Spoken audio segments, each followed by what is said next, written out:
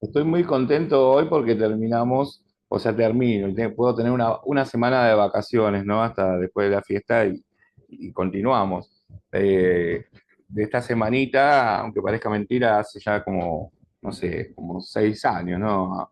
Antes de la pandemia que no tengo, entonces bueno, voy a tomarme 10 días como para renovar algo, que no sé, porque es muy difícil también salir de toda esta rutina y de tanto trabajo. Y además, como tengo muchas supervisiones de acompañamientos y demás, tampoco son vacaciones. O sea, la intervención en crisis y la supervisión siempre estás atento, no sabes en qué momento. Entonces, tal vez estés en otro lado y te tocó intervenir igual, o te llaman. Entonces, bueno, ahí estamos, ¿no? Pero bueno, estoy contento porque ya mañana, si todo sale bien, a la noche ya, luego de toda la jornada, tomaría esas pequeñas vacaciones que por supuesto no pienso en ir a ningún lado, así que me pueden encontrar todavía por aquí. Eh, Pensaba cuando hablaba de los aparatos ideológicos del Estado y también pensaba en esto de la definición de familia y se me aparece el nombre de Claudia de Magdalena, ¿no? O sea, y que yo estaba dando el ejemplo, ¿no? De zonas rurales que vienen construidas desde algunos aparatos ideológicos, por ejemplo, con 10 15 apellidos que rondan en todo el pueblo y que todos conocen y saben que se manejan de esa manera. Entonces, por ejemplo, en un pueblo como Magdalena puede ser, hola, puede ser que si hay 4 o 5 pibes que andan en el tema del consumo, ya saben quiénes son, de qué familia, y después las familias también son juzgadas, ¿no? Fíjense qué tema interesante este. Bueno, entonces cuando hablo de aparato ideológico del Estado, quiero entender bien que los conceptos de familia y los conceptos culturales muchas veces están dispuestos a la orden política, ¿sí? Es la política quien va mandando y quien también es parte de esta construcción de la cultura. Por eso que se necesita también ciertas personas y mecanismos de resistencia para poder confrontar o enfrentar ciertas ideologías que no estarían de la mano, ¿no? Siempre es así, siempre debe ser entendido así. La sociología, en cambio, no se mete en tantas cuestiones como la antropología social y cultural, porque se mete más bien en definir a la familia como un conjunto de tareas para la satisfacción de las necesidades. Es más bien materialismo, ¿no? El materialismo que los sociólogos tienen desde el marxismo, eh, que está muy bien, siempre y cuando podamos definir qué son necesidades diferentes a las demandas y deseos. Si uno puede hacer esta diferencia o división, está muy bien, para que no se entienda que las necesidades solamente son de alimentación, vestimenta, ¿sí? No sé, bueno, un techo. Esas son necesidades básicas y otras necesidades que tienen que ver claramente con un apuntalamiento biológico. Pero cuando nosotros hablamos, por ejemplo, en las necesidades psicológicas, ¿sí? Son la satisfacción de algunos deseos y prestar atención a las demandas, ¿sí? Prestar atención a esas demandas que deben ser escuchadas y reconocidas. Pero bueno, la sociología que se maneja por estos caminos también pone a la familia como dadora de un orden para que no haya un caos social, en el sentido de la norma, en el sentido de la ética, de la moral.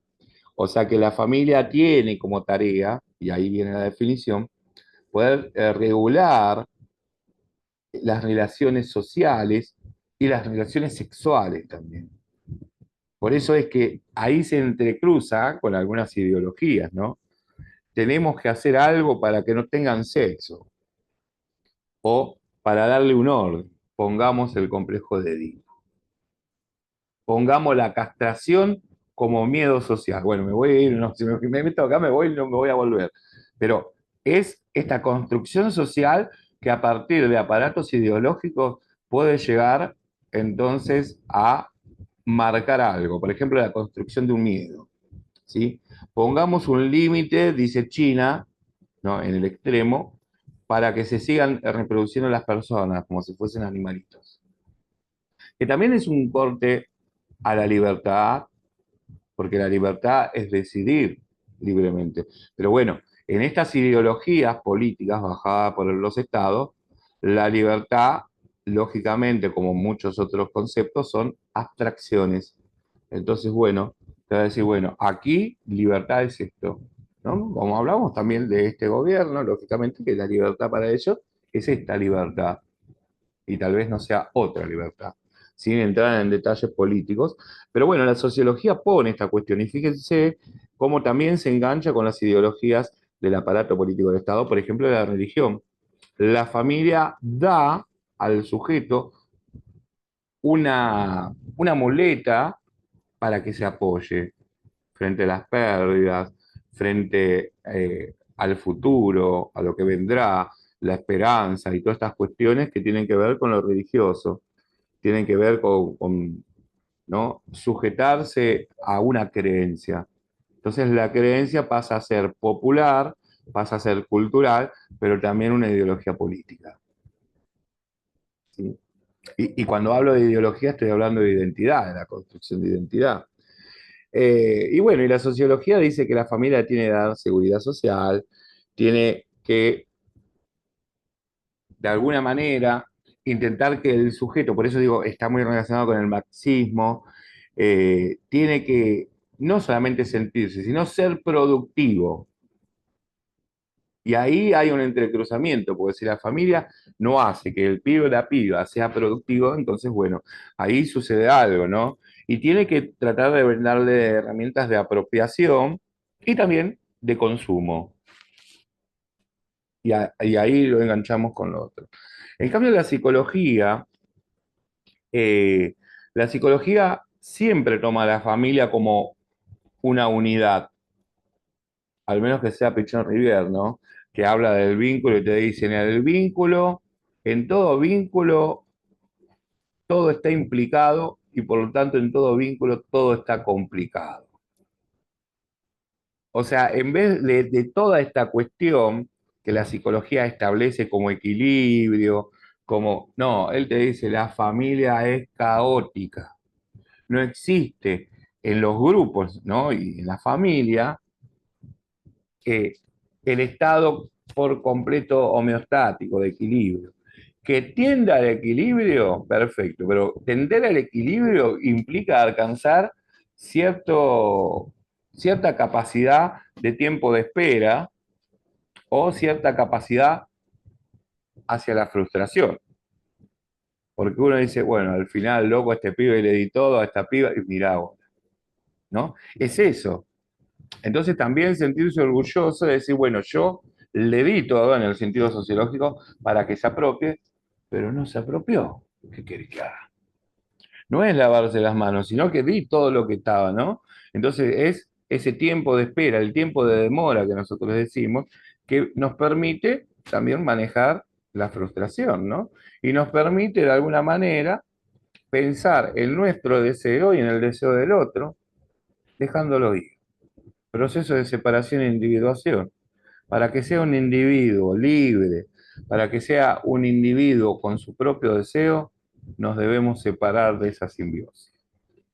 Aunque es muy difícil, ¿no? Yo siempre hablo de los jardines de infantes con lo que yo llamo el doble proceso de adaptación, porque no solamente el pibe o la piba se tiene que adaptar para ir al jardín, sino los padres. Y que he encontrado más madres sobre todo, porque los padres también hay una figura bastante ausente, pero enganchadas en el portón y llorando más que los pibes. No, mirá esta maldita, ¿no? Bueno, son estas cuestiones que vienen mal desde el magisterio, que vienen mal desde los sistemas educativos y de la psicología, porque no hablan que el pibe, ¿no? Bien Piaget y Vygotsky, no hablan que el pibe es quien se debe adaptar, y no, y nosotros también nos tenemos que adaptar. ¿Eh? Nos tenemos que adaptar en estos tiempos postmodernos, como me gusta a mí, y por ahí te tenés que adaptar a que tu piba tiene 14 15 años y te dice voy a ser mamá. Y ahí tiramos un poco, ¿no? Tiramos la ideología sistémica, pero también, o sea, estamos un poquito a favor. Porque entendemos que la familia es una estructura y que en toda estructura también hay ciertos grados e inclusive luchas, ¿no? Esto es lo que vamos a ver en los roles y pactos, que también se dan pactos inconscientes, porque entiéndase que los roles no son conscientes. En un momento sí, por ejemplo, en familias separadas, que venga la hija mayor o el hijo mayor y cumpla de alguna manera, ¿no? Para acompañar a la madre o al padre, ¿no? O quien esté ahí, la función simbólica de, pero después inconscientemente pretende quedarse. Y vos le tenés que decir, ya está, gracias por tu ayuda, pero vos tenés que seguir tu camino. Yo sé que es muy difícil esto, pero es lo que nos toca. Es porque si uno tiende al equilibrio, también es decir, bueno, pero vos no sos mi mujer. Como cuando yo discuto, ¿no? Porque a veces en el debate pues, se pasa una discusión y digo, pero está todo bien salir con tu hijo o con tu hija, pero vos le tenés que aclarar y dejar en claro que no sos el amigo, que no sos la amiga. Sos padre, sos madre, pueden ser compañeros, compinches, pero hay ciertas cosas que se deben manejar en la distancia por cuestiones de intimidad, por cuestiones de crecimiento y también de identificación, ¿sí? Sé que cuesta mucho en estos tiempos, porque yo trabajo mucho con adolescentes, ¿no? Y en las adolescencias suceden estas cosas, ¿no? Los disgustos o las faltas de identificación. Ok, para no irme mucho del tema, entonces, esa estructura siempre hay grado. No importa si es la madre, el padre o quien fuese en la función simbólica del orden, pero siempre hay un grado, un nivel. No tanto como dice el psicodiagnóstico, que primero está el padre, eso es en una sociedad patriarcal. Hoy tiene que ver qué tiene el mayor grado, es el mayor grado de identificación.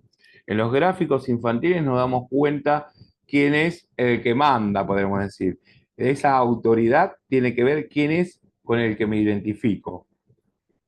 Esta es una cuestión básica para entender, contrario al psicodiagnóstico clásico de la psicología, a las técnicas de exploración psicológicas en niños, que no es primero el padre porque el padre es el macho alfa.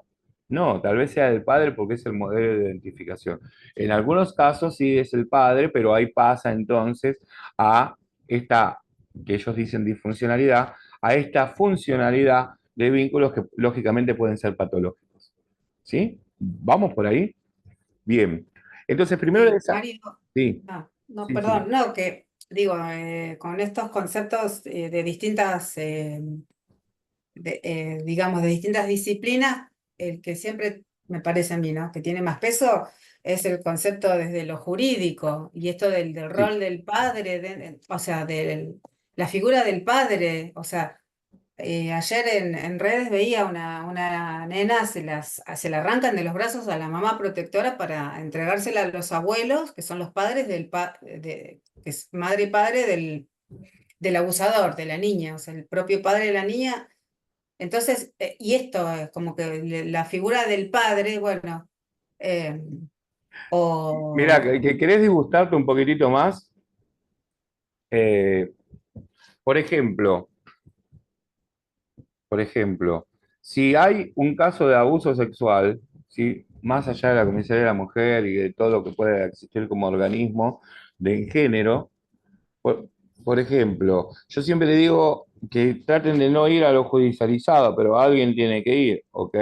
Pero cuando está judicializado y vos tenés que ir a un hospital público, ¿no? Y ver qué es lo que está pasando, tiene que, si la denuncia, por ejemplo, es hacia el padre, bueno, el padre tiene que estar de acuerdo en ir al servicio, por ejemplo, una salita. ¿Cómo el padre va a estar de acuerdo en que lo vaya a acusar? Bueno, por eso, esto que vos decís, no solamente en la ley simbólica, digo, tomando a Lacan o tomando lo edípico en el nombre del padre y todas estas cuestiones, sino en la ley judicial, el peso que tiene, no la figura masculina, sino la masculinidad autoritaria, que es otra cosa, ¿sí? y que viene, por eso yo decía lo contextual, lo histórico, pero que sigue estando y estableciendo, Sí, y que viene también sostenido, Silvana, y vos que sos especialista en esto, por ahí diferimos, también está sostenido por el grupo de mujeres, un grupo de mujeres que sostiene que la autoridad está en el hombre, ¿no? Esto es lo totalmente. que nosotros vemos, y bueno, esta cuestión es muy interesante lo que vos decís, porque la verdad que denigra a la persona, pero bueno, en los vínculos patológicos hace que sí, que la familia sea una estructura y que ese vínculo sea tan complejo, pero no es disfuncional, funciona. Es como en la perversión, para que ustedes entiendan un poquito más, el tema de masoquismo funciona si hay alguien sadomasoquista, en la serie complementaria. Porque cuando la mujer logra emanciparse, por ejemplo, en estas situaciones, ¿no? Y decir, basta, de aquí me muevo, que para esto hay que ayudarla, acompañarla, ¿no? En su identidad, en la deconstrucción, no en la identidad que tenía, sino en la deconstrucción de esa identidad que de alguna manera es fallida, viene siendo fallida porque corresponde justamente a un patrón conductual. Entonces, cuando uno logra esa emancipación y dice, bueno, hasta aquí, entonces ahí todo se ve como disfuncional, la familia cae. Y entonces el autoritario, ¿qué hace? Trata de mantener el vínculo, transformándolo en un vínculo obsesivo, paranoico, esquizofrénico, ¿sí? Fíjense cómo hablo de cambio de estructura, pasa de una neurosis que era imaginaria porque nunca fue un neurótico, pero a ser un neurótico histérico, ¿sí? Vos no te vas, vení, andate, ¿no? Para poder manejar y manipular la situación. Y pasa a una psicosis en el sentido de generar miedo en el otro, pasa a ser totalmente abusivo en el sentido de una neurosis obsesiva, ¿no?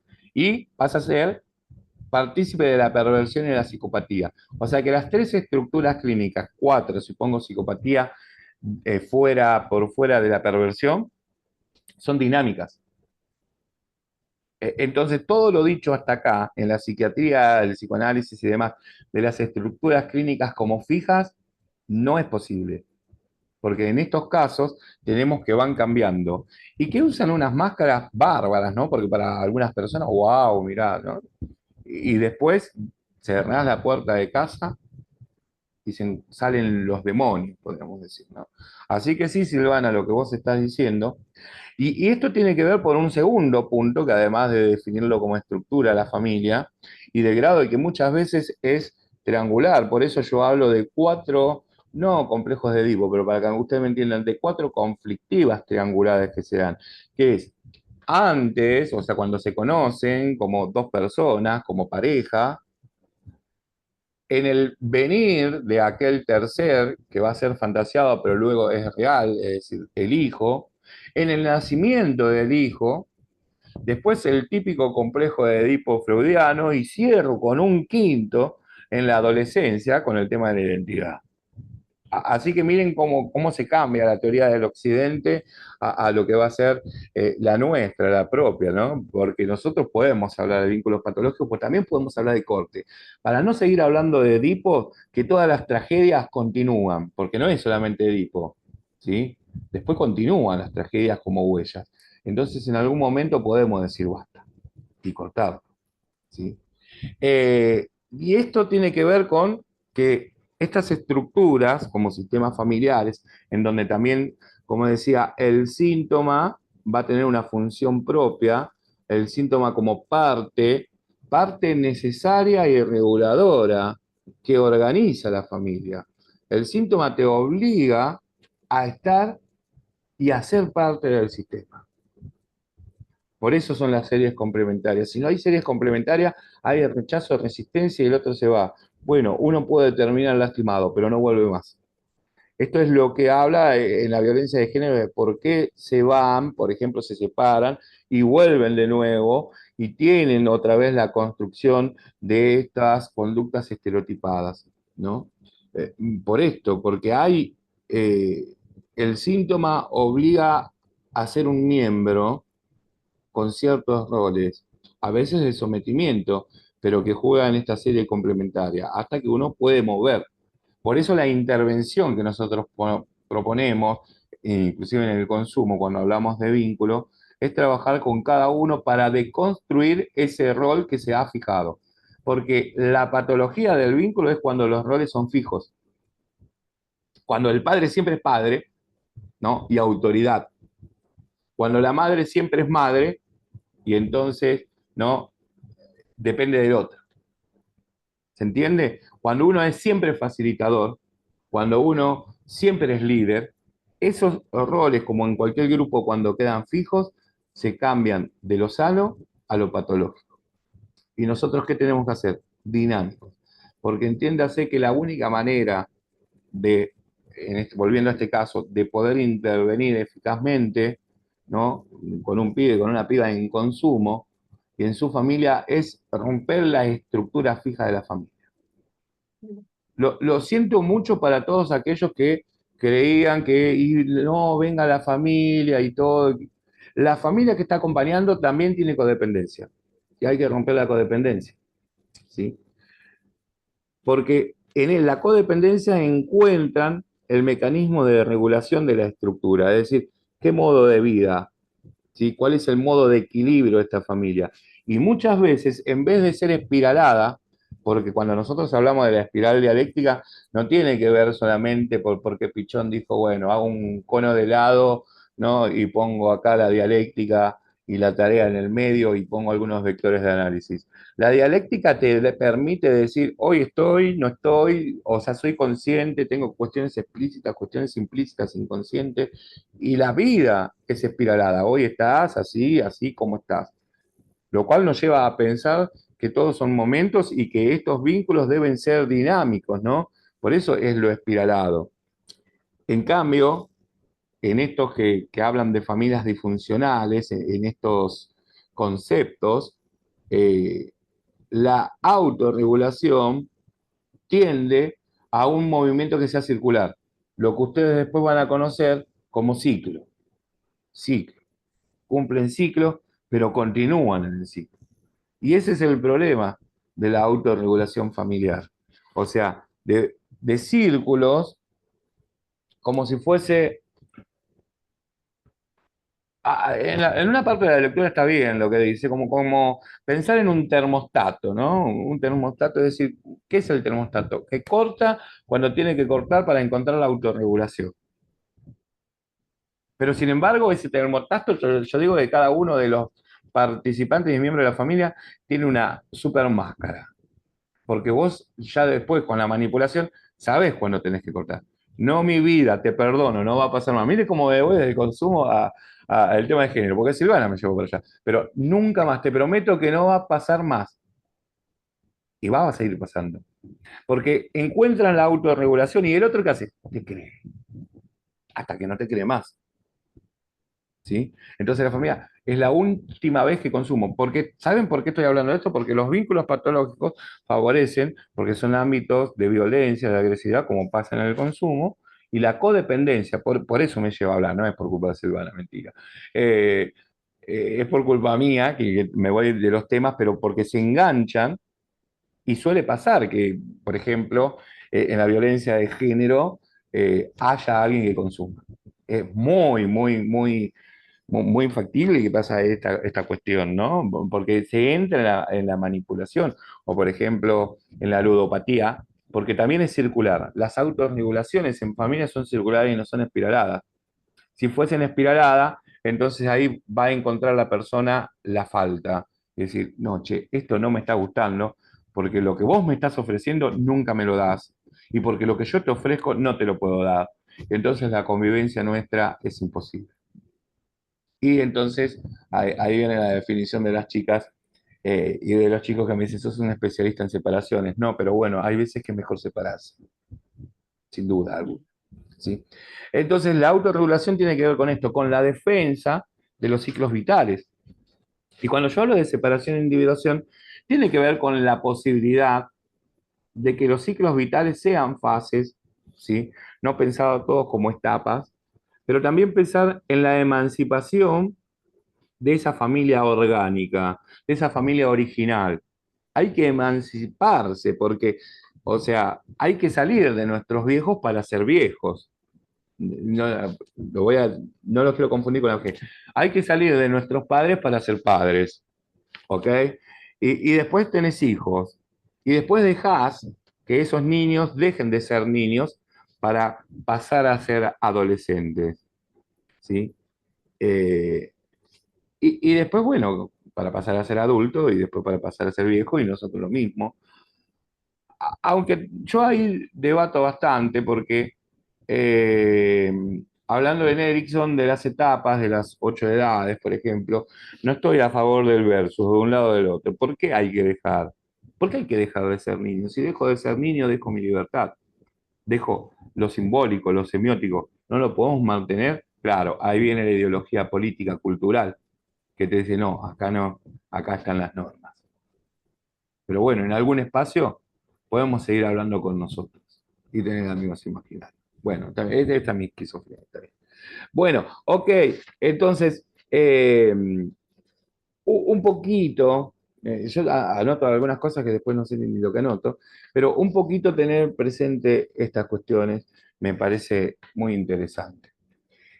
Los roles siempre deben ser dinámicos. La intervención en crisis y lo que puede ser participar lucho por esto, tanto para el acompañante terapéutico, para el interventor en crisis, para los primeros auxilios psicológicos, contención emocional, los psicólogos sociales clínicos, quien esté ahí, participar de las entrevistas de admisión a un lugar, participar de las entrevistas, no por informe, basta de informe.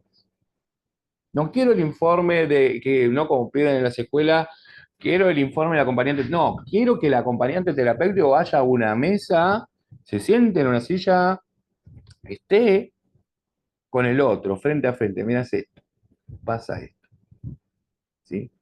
Porque los informes son mentiras. La gran mayoría de los informes son como los trabajos finales de los acompañantes terapéuticos que si yo empiezo a buscar son copiados de otros. ¿No? Y de los profesores y demás. Los trabajos finales, como la tesis, son, son construcciones de 4 o 5 que alguna vez fueron y ahora son repetitivos. Entonces, no se pueden hacer informes como no se pueden hacer planes de trabajo. Por ejemplo, planes de trabajo sin conocer a la persona, digo. Presentás un plan de trabajo para IOMA sin conocer a la persona. Entonces, si bueno, voy a hacer tal cosa, ¿qué vas a hacer? Si no lo conoces, el conocimiento del otro, el acercamiento, la cercanía óptima es imprescindible. Entonces, bueno, ¿para qué te va a servir? Y bueno, para que IOMA te apruebe. Bueno, los interventores en crisis también. No podemos hacer un plan de trabajo si no conocer a las personas, porque creemos en cada una de las singularidades, aunque está construida, no hay universales. Entonces, cada problemática de consumo es cada problemática de consumo. Y tal vez no sea una problemática, sea un consumo. Entonces, esta definición y la distinción como decisión entre uso, abuso y adicción, a ustedes le tiene que dar un efecto. Y que por más que las drogas estén dadas desde la OMS, no se olviden de los contextos y de la singularidad de la persona, ¿sí? De preguntar cuáles son los motivos y de fijarse, de escuchar o mirar escuchando el discurso del otro, él si responde, porque ahí está el secreto, como yo les decía en Cutil, si responde con esta respuesta, y valga esa redundancia, de en términos colectivos, ¿no? Como decía, me corto porque el dolor del cuerpo se abarca más que el dolor del alma, ¿no? Esa cuestión. Entonces, yo consumo porque mi familia, y ahí hay una mentira. La cercanía óptima permite, ¿no? Acercarse al otro y darle la confianza, el espacio empático, ¿no? Como decíamos, Fat, un poquito más allá de esto, la construcción a partir de ciertas técnicas de la empatía, para que el otro esté seguro y confíe en vos y te pueda contar qué le pasa y entonces después sí intervenir. Aunque tenemos que intervenir primero, como ¿no? En los primeros auxilios psicológicos, pero luego después podemos continuar. Y entonces para intervenir lo tenés que conocer. Este es el argumento. ¿Y cuánto dura? Y hasta que lo conozca. Tal vez no sé cuánto. Tratamos de que no se genere la dependencia, pero no se puede intervenir, por ejemplo, en estos puntos si no conoces a la persona y a la familia. Porque mi mamá dijo, bueno, trae a tu mamá. Es un papel muy importante el interventor en crisis cuando se especializa, ¿no? Voy a decir, porque me quedan menos de 10 minutos, primero, dejar algunas cosas en claro, aunque después vamos a seguir hablando de todas las dudas que tengan en todos los casos. No traten a la adicción como una enfermedad, no, porque es ponerle a la persona como la locura, es banalización de la locura y banalización de la enfermedad, ¿sí? Es como volver a los términos románticos que son rótulos totalmente discapacitantes, porque hay familias que son discapacitantes, hay instituciones discapacitantes, ¿sí? Y sociedades discapacitantes. Y decirle a uno que es un enfermo mental es discapacitar al otro. Y decirle que es un adicto como enfermo mental, ustedes lo primero que tienen que hacer como interventores cuando te digan, no, porque yo soy un enfermo, considero que es como trabajan muchos criterios cristianos, de reconocer que uno está enfermo. Y no es así, no están enfermos. No es una enfermedad, tiene una conflictiva que la sigue eligiendo, pero no es un enfermo. Porque darle argumento a la enfermedad es darle argumento a su narcisismo de que es todo circular. Es a tener a qué personaje y decirle, bueno, pero sos un enfermo, pero ya te vas a recuperar. Entonces, la recuperación y la rehabilitación también juega un papel en contra, que es la recaída, ¿no? Esas tres letras, recuperación, reparación y recaída. ¿Por qué? Porque yo luché por 15 años, pero vuelvo de nuevo. No vuelve con un mecanismo de reducción de daño. Podés volver. Si vos conseguís un control, volvés con un control. Pero bueno, si ya en tu vida fuiste adicto, dejaste todo, ya hay que ver si la reducción de daño es efectiva. Por eso, en las campañas de prevención que nosotros llevamos adelante, siempre la reducción de daño tiene que comandar. Por suerte, yo estoy muy contento porque ha salido esto después de considerar que era una locura. Ok, entonces, porque si hablo de enfermedad, tengo que decir que, bueno, entonces, como dije hoy, también la persona que consume es síntoma, y si es síntoma, puede ser portavoz sintomático de la familia, es decir, portavoz de un síntoma familiar, ¿no? Y vamos a ver un poquitito con este término de codependencia. Uno de los roles que tomo, tengo 6 minutos, es la persona, no sé, padre, madre, hermano, quien esté ahí de los nosotros, que es el rescatador, ¿no? Esto pasa mucho. Le decía a una persona que dice ser enfermo y ludópata, o sea, ven cómo se autodefine, echándose la culpa para manipular al otro, para que lo culpabilice también. Dice que ya no tiene nadie quien le dé dinero, sin embargo sabe que sí hay alguien que pueda ser garante. Entonces el rescatador sabe, ¿sí?, que promueve el autoengaño. Siempre en la familia hay un rescatador, alguien que es facilitador, ¿no? Por ejemplo, no puedo pagar la línea de teléfono. Bueno, es la última vez, pero yo te lo pago. Ya está, perdí. Tampoco se trata de la privación, se trata de la negociación. El segundo, el cuidador. Otro rótulo, ¿no? El cuidador, eh, en este sí hay un sentido de maternaje, de no poder separarse, entonces toma todas las responsabilidades y tareas de esa persona, ¿sí? Entonces carga con todo, deja que yo te lo haga. No, levantá ese buzo que hace... No, deja que yo lo levanto, porque vos estás enfermito, sin decirlo. Pero vayan pensando todos ustedes, ¿no? Todas estas cuestiones en los ejemplos. Siempre hay un cuidador, alguien que cuida y que todo va a salir bien. Yo te lo hago. ¿Sí? Después viene esta persona que es rebelde de alguna manera, y también la persona que consume puede ser rebelde tomado como ese chivo emisario que pasa a ser portavoz y se transforma en la oveja negra, ¿no? Pero muchas veces lo culpabiliza la familia y le dice, esta es la oveja negra, ¿sí? Pero a la vez, esa oveja negra ya es un emisario. Dice, enójese todo conmigo, tírenme toda la mierda a mí. Acá estoy, yo soy el frustrado, el enfermo. No sé si habrán escuchado alguna vez frases como esta. Yo tengo la culpa de todo. Entonces, no brinda la responsabilidad. Yo soy el chivo, tírenme todo a mí, no importa lo que hizo mi viejo, lo que hizo mi vieja. Tírenme, yo soy el culpable. Y es el mismo que va a usar esta justificación, ¿no? Es decir, como yo soy el culpable, entonces yo soy el culpable, después se autojustifica porque cargué con todo lo que depositaron en mí. Entra en la contradicción discursiva, ¿no?